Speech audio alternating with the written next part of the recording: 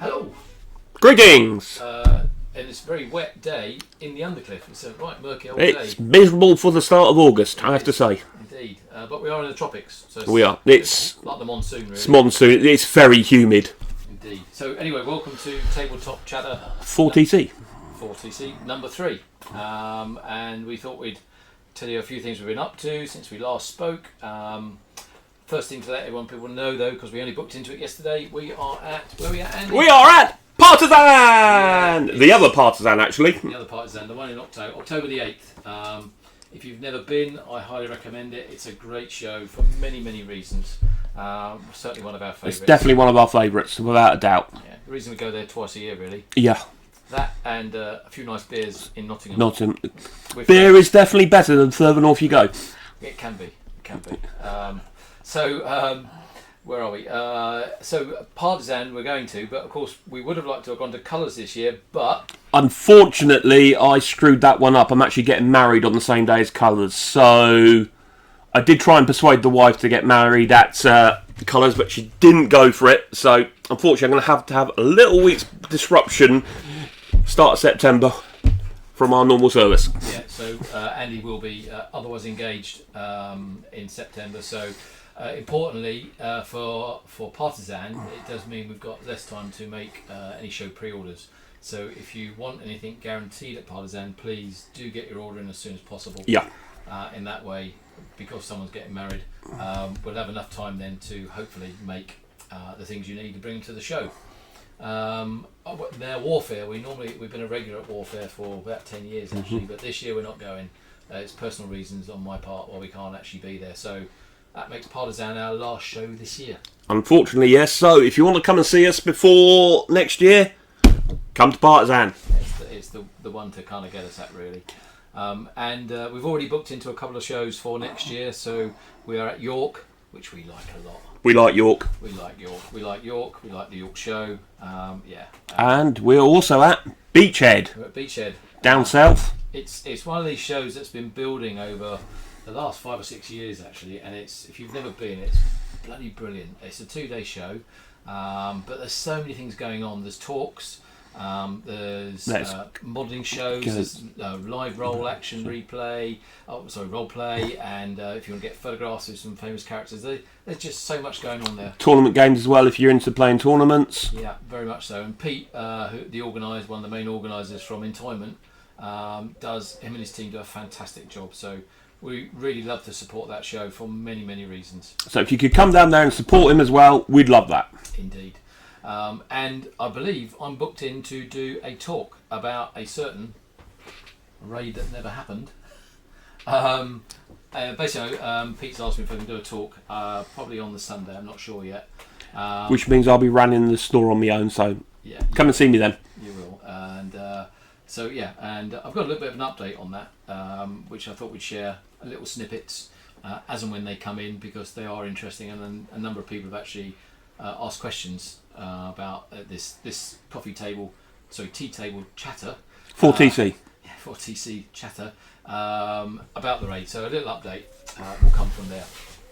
Anyway, Andy, you've been getting some painting stuff over there. Oh yes, I got some of these. Now, you've probably already heard of these. These are the Army Painter Speed Paints and the slightly newer Vallejo Express colours. Now, I don't know about the recent update to the Army Painter ones 2.0 or whatever it is. There's not so many colours for historic gaming. However, Crusader skin, one coat on all flesh, all you need. Brilliant. I'll try that myself. That sounds really good. And in 30 odd years of painting, that is hardened leather is the best leather colour I've ever seen in one coat. So if you don't know how to use these, the best way is a black undercoat with a heavy dry brush of white, so you've got your shading automatically, and just paint it on and forget about it. That's all you need to do. I actually prefer the express colours for going on to the models better, but less useful colours at the moment. However, those two, recommend them to anyone. And for putting them on, we have Shout out to you here, Ken, at Yorkshire Gamer. Aye. Pro Art brushes. Pick them up at any of the shows from ABC Brushes. They're £15 for about pack of 20 different sizes. Yeah, they're brilliant. They're brilliant. I don't know if you can see that on there. Really nice fine points on those. Couple of packs of them last me years. Yeah. Perfect for the Yorkshireman. Make them last. Yep. Get your money's worth. That is correct. No offence, Ken. No offence. Brushes, and I believe there's someone else. Yes, there was. For those of you that do watch YouTube, you may have seen Storm of Steel. Yeah. Well, I noticed this morning when I was putting some on to listen to in the background in the workshop that he has uploaded a painting video of our trench system. So if you'd like to go over and check him out on Storm of Steel, I'm sure he'd appreciate the viewing. Yeah, stop banging the table, you're making the camera wobble. Yes, Alex Sullivan, thank you very much. You've done a number of videos featuring some of our products, and we very much appreciate that. Especially the trenches that you've used in your games, and that you've now done a painting video of, so I'm going to look at that myself. It was quite fun. Yeah, so thanks for that very much.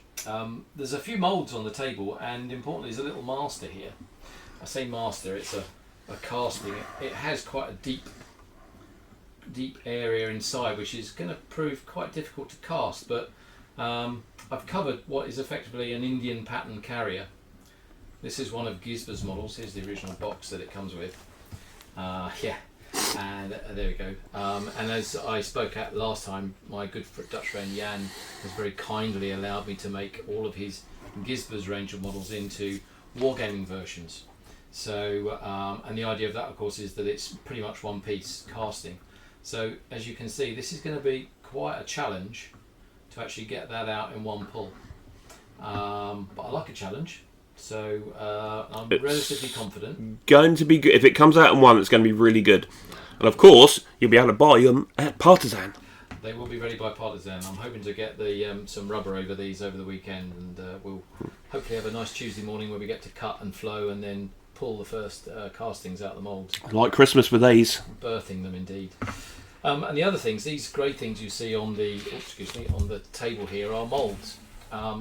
Now we do listen to customers. It's taken a long time, I know, but we've been asked many times for our latex track moulds to have a crossroads.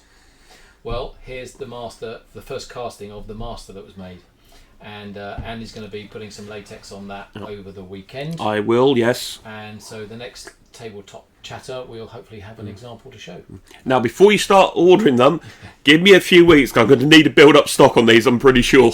Yeah. It does take a little while to dry. And we also did this as well, which is a much more intense curve, but a longer curve. In the original designs of these tracks, the curves are actually quite small. But you can see this is a nice long curve, and even extra ruts built into it where someone's tried to cut the corner and may have come a cropper, we don't know. One other design is this, where again you've got about a 70-degree turn from a straight, and again where vehicles, wheeled carts, etc., normally turn, the ruts get an awful lot deeper, and hopefully you can see that they've come through in the casting, and so will come through as a really nice detail on the latex. I am rather looking forward to getting some latex on these over the weekend. Hopefully it will dry quick enough if the weather picks up. Indeed. And the last one is cobbled lanes, and again they have very small curves, so we've done one nice long thin curve. So a little bit of touching up to do on that one before it goes away. Yeah. But again, we hope to have some first castings of that, which we'll show you at the next tabletop chatter perhaps. One last thing on the table is this drill. So I don't normally talk about tools, but there's a company called Amtech. You may have seen them at modelling shows, but we happened on the island to have the UK distributor to the gaming and model shop world, and he very kindly gave me one of these actually, along with these two mats, which is why I've got nice clean mats. They're not normally clean, are they? No, mucky. Yeah, that's what mine one really looks like. But these are nice clean ones. It won't last. Thank you, Max, of Upstairs Downstairs. It won't last. At Sandown on the sunny island. Anyway, I've been using this. I've been using it to actually make some of these masters, and I can say they are absolutely brilliant. Driven off the mains. They also come with a really big box of drill bits and stuff. Now I tend to use dental bits for my cutting, but there's a lot in here that anyone would find useful. So yeah, I don't normally promote tools, but I've been using that this week and I'm really pleased with what's happened with it. Now we had a game last night, didn't we, Andy? We did have a game. And Thursday night game session. what did we play? We played Lost Provinces. Yes, I think indeed. you can. In fact, I'll pick that up and bring it a little bit closer. Yeah. And you don't even see it on that one. It's that one. Yeah, Lost Provinces. So anyone not knowing about the, it's World War II by the way, but it's World War II, probably a subject you've never heard of. In fact, it's Vietnam, but not as we know it, Jim. It is. Because the French, who were rather on their knees in December 1940 after the Germans had given them what for, the Siamese government demanded that France return some of their provinces that they stole when Thailand was a bit on its knees, and the French didn't agree, so the Thais went in and took it back. And this is a lovely little board game. It's one of my favourite publishers actually, Hollandspiel. Yes, it would be, wouldn't it? Yeah, the maker of Brave Little Belgium, which we play an awful lot. Yes. But for an interwar subject covering the period from 10th of January to 28th of January 1941, for a period of World War II, it's really good. And you probably know we do figures for that range as We well. do, and some ties, and obviously the Vichy French. The Vichy French, of course, the tropical Vichy French, which are their opponents. And yeah, so to have a nice ball game. And I'm afraid Paytan got rather a bit of a slapping, didn't he? Yeah, I did have my first three. Yeah, your first 3 dice rolls were stupid. Rock solid. I am going to have to check his dice to see if they're loaded later on, because that was not right. Well, I threw a couple of crappy ones as well. Yeah, I'm sure you swapped them out, that's why. Yes. So last but not least, because we try and keep these things quite short, we're at about 12 minutes at the moment. As I promised, a little update. So this book here is Churchill's Last Wartime Secret, which was by a local island historian and author called Adrian Searle, who sadly passed away last December.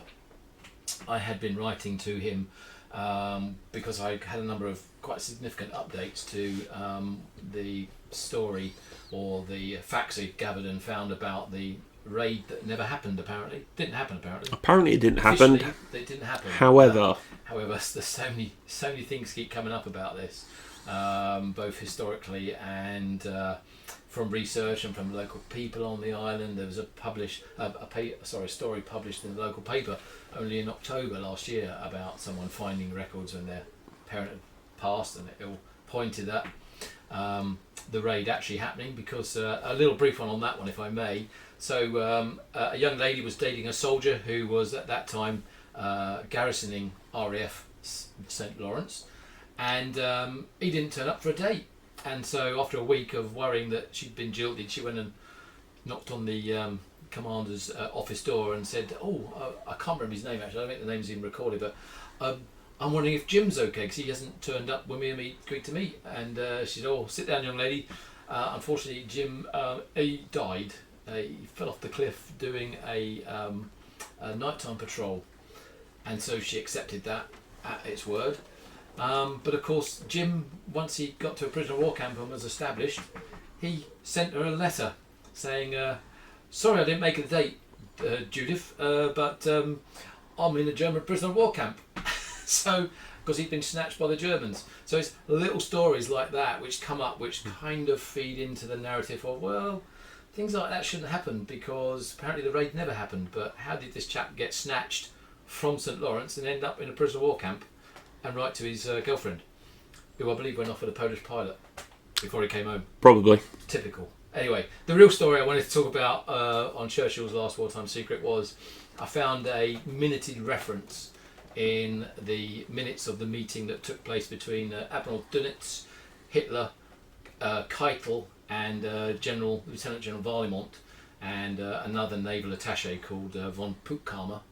And in those minutes, Dönitz is promoting the use of what he calls submarine assault troops, and Keitel corrects him in the minutes and says, you mean Brandenburgers? And yes, the Brandenburgers are doing exactly the kind of raids you're talking about already.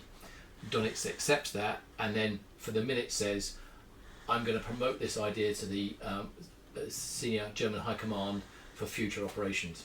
That is a great find.